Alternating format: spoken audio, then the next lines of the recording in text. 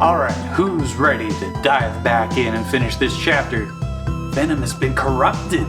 His evil no longer comes from being misunderstood. His evil comes from the mysterious darkness deep within his frozen heart, stoked by the subversive words coming from Lord Tyrannus' skull mouth.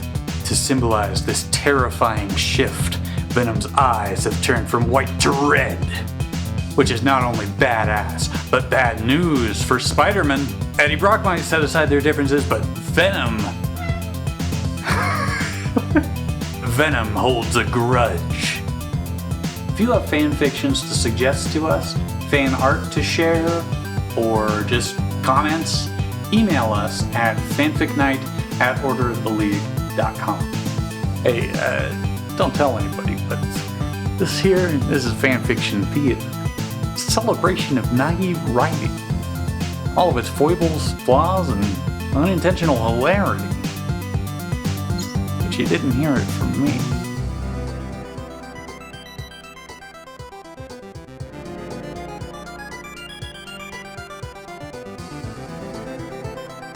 Venom gave an evil smile as he looked over to the superhero, saying, "It's the end of the line for you, Spider-Man." End of the web? Eddie, listen to me. This isn't you. Tyrannus is just manipulating and using you for his own ends. You listen to us, Spider-Man. You ruined my life, and now you'll pay.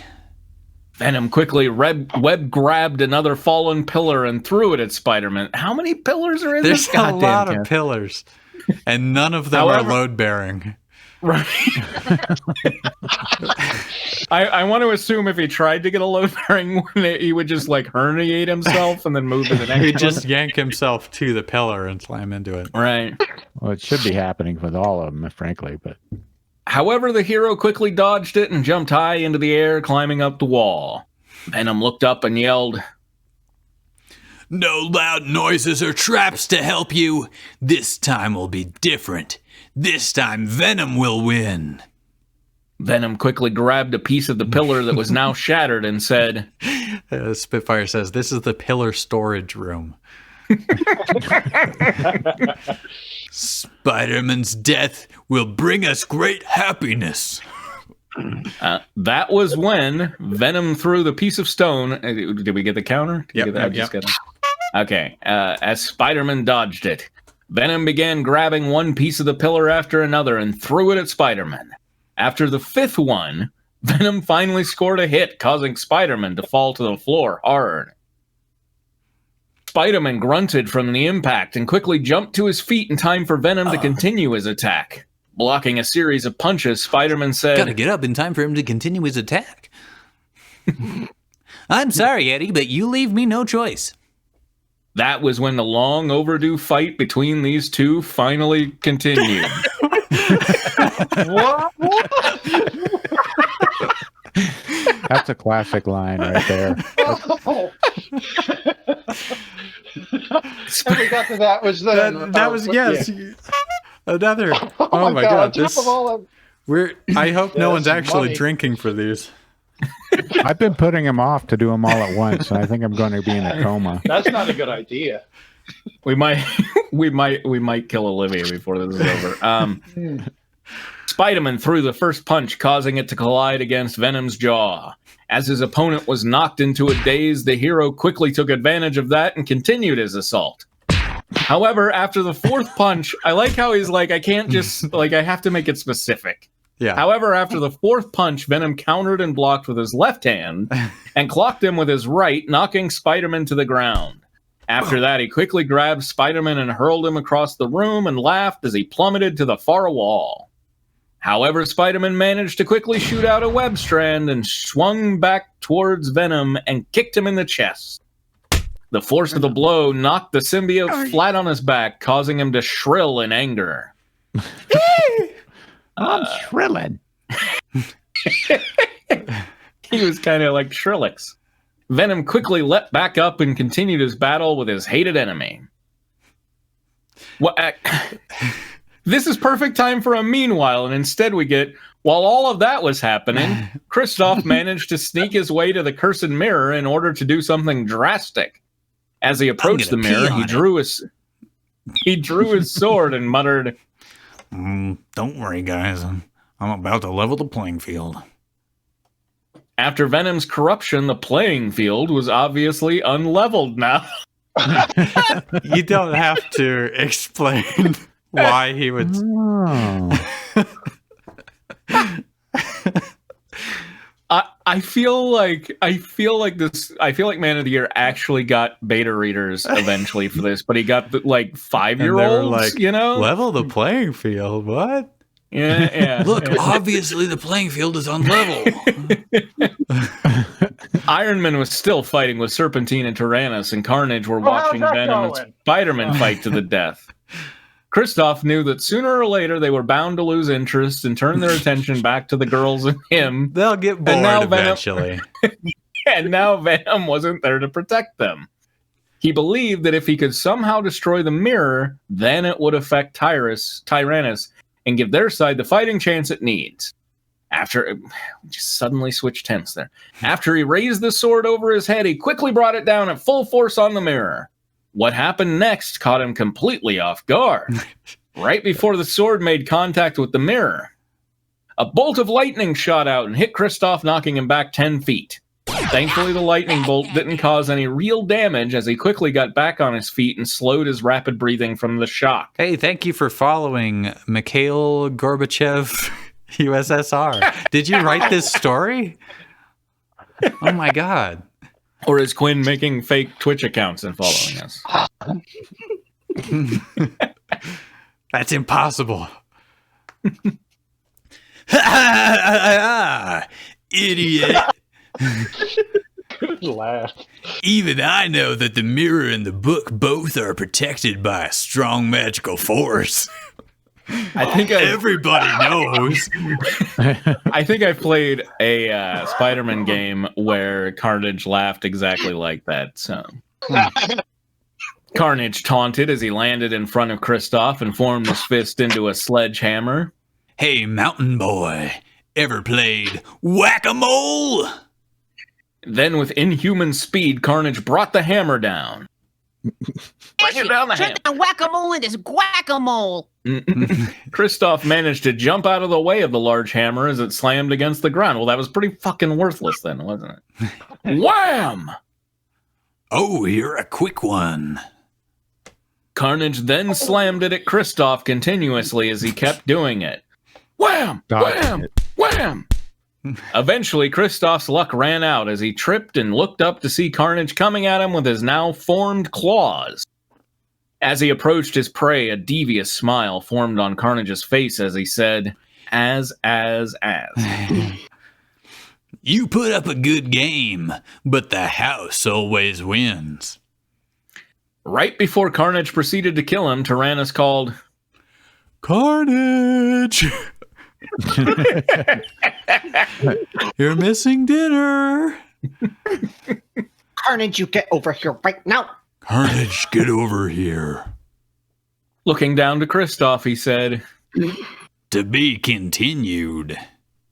Then he swung across the chamber to the Dark Lord. Approaching him, Carnage asked, What can I do for you, boss? Get over there and kill Carnage. Kristoff. Yeah. It's time to tie up loose ends. Kill the queen. Meanwhile, Venom and Spider-Man were still battling it out. The symbiote managed to grab hold of Spider-Man and raised his other hand, saying, Let's see how many turns it takes to twist your head off. I thought for a second he was making like some kind of D&D reference. I think it's more like Tootsie Pop, Twist. right? Yeah, I was thinking this is the Tootsie Pop owl. He's Well, gonna yeah, bite his yeah, head yeah, off. yeah. One. You fool! We all knew that it was the Tootsie Pop Owl reference. Spitfire says, I could spend one more second to kill this guy, but I guess I'll just leave him. You know, that's actually honestly believable. Carnage likes to enjoy his kills. He doesn't want to just slit a throat and run, you know? He's very deep like that. Yeah. Eddie, if you're in there, you won't do this. Not if you love Elsa. Eddie's gone. That's not true, Eddie. You once told me that you loved her more than anything in the world. If that's true, then hear me out, at least before you kill me. Spider-Man's last remark managed to catch Venom's/Eddie's attention as he lowered his free hand. You love her, Eddie. I can see it in your eyes. But by serving Tyrannus and killing me... Your giant red glowing eyes. Nice. Yeah. I can see you peeking out from behind your skull teeth. But by serving Tyrannus and killing me, you're hurting her worse than they ever can. Do you think this is what she wants? Venom looked at Spider-Man as if he somehow gotten through to him and began to lower him to the ground. Wait, he had him lifted up high that whole time? I guess. He hated Spider-Man with every fiber of his being, but still he had a point. Kill him. The darkness inside of him screamed. Suddenly, Eddie raised his fist again, obeying. It's too strong. I can't fight it. Eddie thought deep down inside. Finish him. Fatality. Right before he could continue his attack, Eddie screamed, No! as his own face appeared. Elsa needs me. I rather live without the symbiote than without her. I rather. It was I'd rather then. live without the symbiote. It was then. Ding, ding, Yeah. ding. It was then Eddie Brock knew what he had to do. The symbiote had to go. He slowly backed away from Spider-Man and did the unthinkable. Mustering everything he had, Eddie grabbed the symbiote and began to pull it off. He's pulling it off. I never really liked him in that symbiote before, but now.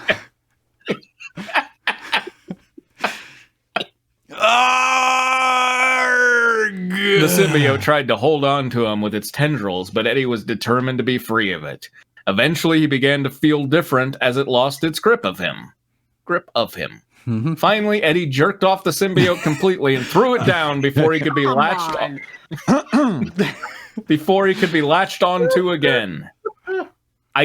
Can you imagine trying to peel away a sentient oil? Right, Just yeah. doesn't work. I mean, I'm sure it's happened in canon. Looking to Spider-Man, he shrugged and said, Sorry. to which the hero replied, Don't worry about it. Obviously, you were under bad influences. Eddie was about to reply back when something caught his eye. Carnage was walking across the room toward Elsa, and his arms were morphing into blades. He was about to kill her. I guess I was saying that the whole time.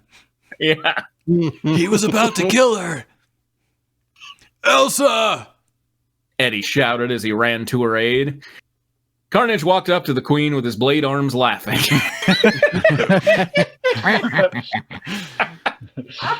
He's doing finger puppets with his blade arms. It's not as amusing as you think it is. Anna tried to stop him, but there was nothing she could do. Oh, right. I'm useless. Not even a flurry. Move, woman. Carnage shouted as he knocked the princess out of the way and added, I'll deal with you later. Then looking to Elsa, he finished by saying, It's time to die, queen. It's time to slay, queen. Oh, and don't worry about Eddie. We'll take good care of him.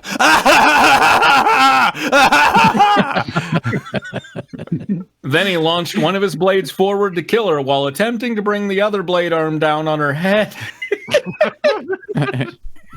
However, something jumped in front of the queen, protecting her from the attack. It was Eddie! Eddie Brock managed to catch the blade that was meant for Elsa's head, but the other one struck a target. But it wasn't Elsa that it hit. Looking down, Eddie saw that Carnage's blade had pierced him through his heart and out his back. Elsa screamed in alarm as she saw what happened to Eddie. A surge of panic and... Okay. How can Eddie catch a blade? Well, apparently by having it stabbed through his entire chest. That was the one he didn't catch. Okay, yeah.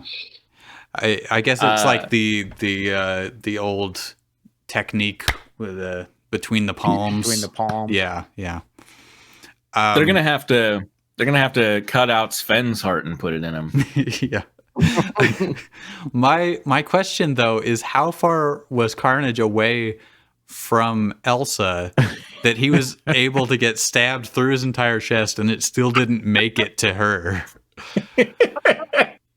Elsa's really weirdly shaped, so I buy it. I have a theory for how this book is going to end. Iron Man is going to clearly put an arc reactor in Venom's chest, which has a little fireplace hooked up to it so that it can warm Eddie's frozen heart. Yeah. Now, see, I think the act of pure, they'll rip it out and he's about to die, but the act of pure love will, like his heart will be, like, essentially her freezing it will act as, like, cryogenic freezing. Right. And then, yeah. Yeah. All right, well, let's find out. Yeah. A surge of panic and guilt shot through her when she saw him sacrifice himself for her. Carnage quickly jerked his blade out of Eddie and shouted, You fool! Do you realize what you've given up? We could have been a great team, Eddie, but you've chosen to cast your lot in with the losing side. Eddie collapsed on the ground, bleeding to death after Carnage took his blade out. Anna and Kristoff made their way to Eddie's side to help him as Carnage said, Don't worry, Elsa. You'll be right behind him. He quickly raised his blade hands to finish Eddie and Elsa off when Spider-Man web kicked him to the ground. If you want Brock, then you're going to have to get through me. I was hoping you'd say that. Carnage said as he and Spider-Man continued their fight. Meanwhile, the group was doing everything they could to save Eddie, but it wasn't looking good. What are they off her doing? coat. Okay. Anna took off her coat. Okay. So good. So far, so All right, good. yeah. As Kristoff used it to put pressure on Eddie's wound to stop the bleeding. She took it off as he was using it. So he just like grabbed her coat and yanked her over, and she's like trying to wiggle out of it. Okay. Also, it went all the way through, so are they? I guess they're like wrapping the coat around him. Yeah. However, Eddie lost too much blood and his heart was And damaged vital from the organs. impaling. Well, no. It He was didn't have much damaged time from left. the impaling. Okay. He didn't have much time left. Elsa sat on her knees behind Not a kneel. Eddie as she, not a no, Sat sitting on her. I think yeah. that means that she broke her femurs. Elsa sat on her knees behind Eddie as she tried her best to comfort him, saying, It's sorry. It's going to be okay, Eddie. You're going to be all right. Stay with me, please. reaching his hand to touch her face, Eddie said, I failed you. Sorry. Please forgive me. "Can we get that again with a little blood bubble when you say it?" Is there? I failed you. Please forgive me. There we go. Eddie began to feel the life leaving his body as he quickly said, I love you, Elsa. Then Eddie began to feel a warm, inviting light. What? You felt? Well, as you see, light is behaves as both a particle and as a energy. or Shut whatever. up! Nerd! There's a nerd in here! Kill him! That sounds like Steve Plankism to me. Oh, don't get No. me even started. Eddie, please no. Don't leave me. I love you. I need you. Elsa wept as she Mom continued needs begging you. Eddie. as she continued begging Eddie to stay alive. Not how it works, Elsa.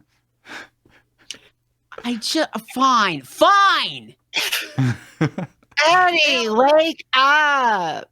Elsa violently shook Eddie as she continued to plead with him. I. Making it worse. No, Eddie, I love you. As the tears started to roll, she put her head against his and whispered, Please don't go. I can't live without you. Faintly in the background, Hollow by Godsmack begins to play. As she fell over on Eddie's body, sobbing, something caught her attention. The symbiote was making its way toward them. Kristoff quickly drew his sword and stood shouting at it. Leave him alone! Haven't you done enough already? What happened next shook the group to the core.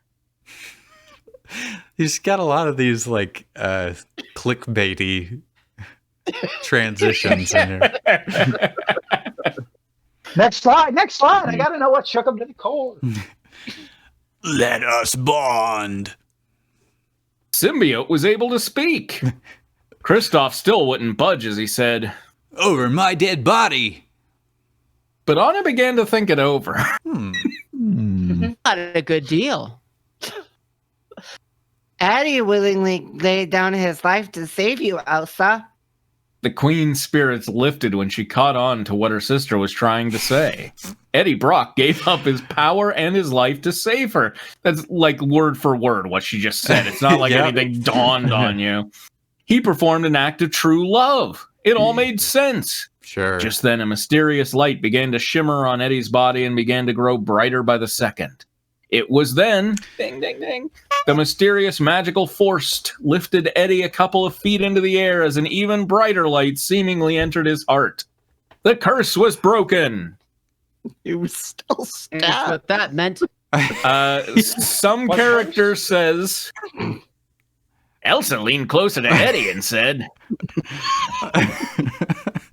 Don't worry, it's gonna be okay now. Hang in there, Eddie. I picture her just kind of like lightly slapping him a few times, like trying to pat a baby, but she's been violently shaking him. Yeah. So. She then looked up to the symbiote and said, Look up? Where the hell is it? it's really tall, I guess. Save him. Wait, why is she saying save him if the power of true know. love just saved him? Well, No, I he's made his human heart human so he can be. So he can die more efficiently. Suddenly, the symbiote grabbed Eddie Brock by the foot with its tendrils and began to cover his body. As it continued to crawl and cover him, Eddie Brock opened his eyes and took a deep breath. What happened next astonished everyone, especially Elsa, whose hope began to rise again.